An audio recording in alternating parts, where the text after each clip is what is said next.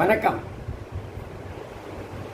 பொருத்தம் பார்க்கும்போது நிறைய பேர் 5வது வீட்டில் பொண்ணுக்கோ பையனுக்கோ ராகு கேது இருக்குது, இது புத்திர தோஷத்தை தரும், அதனால் இந்த ஜாதகத்தை சேர்க்காதீங்க, அல்லது புத்திர தாமதத்தை தரும் அப்படின்னு சொல்கிறாங்க.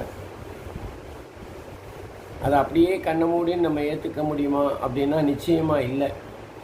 அது சரியா அப்படின்னா அதுலேயும் மாற்று கருத்துக்கள் நிறைய இருக்கும்.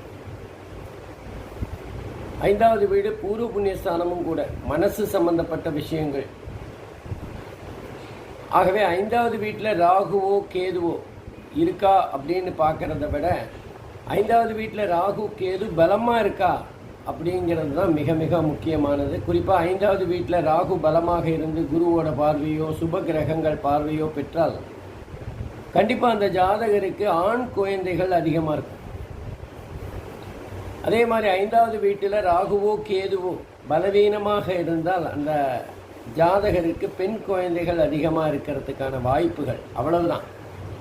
தோஷம் இருக்குமா அப்படின்னா பெரிய அளவில் தோஷம் இல்லை, தாமதமாக குழந்தைகள் கிடைப்பதற்கான வாய்ப்புகள் இருக்கு.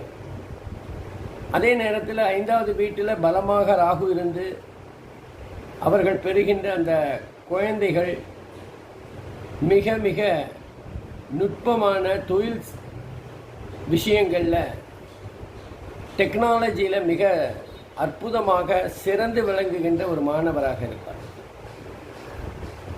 இயந்திரங்கள் சம்பந்தப்பட்ட படிப்பு படித்து அதில் மிகப்பெரிய யோகங்களை பெறுகின்ற ஒரு ஜாதகராக இருப்பார். ஆகவே 5வது வீட்டில் ராகுவோ கேதுவோ இருந்ததுன்னா அப்படி கண்ணை மூடின்னு நம்ம இது புத்திர தோஷம் அப்படின்னு தவிர்க்கிறத விட அந்த 5வது வீட்டு ராகு கேது 6, 8, 12 தொடர்பு இருக்கா, இல்லை அது பலவீனமாக இருக்கா, இல்லை அது தோஷத்தை தருகின்ற அமைப்பில் இருக்கா அப்படின்னு கொஞ்சம் நம்ம அனலைஸ் பண்ணி பார்த்தா சரியாக வரும்னு நினைக்கிறேன்.